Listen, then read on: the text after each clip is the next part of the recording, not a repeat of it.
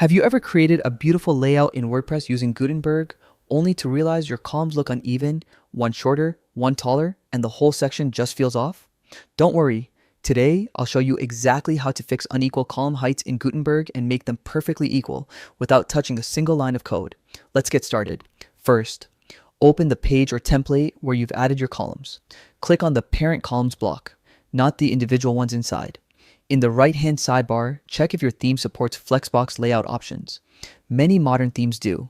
Now, look for settings like Align Items or Vertical Alignment.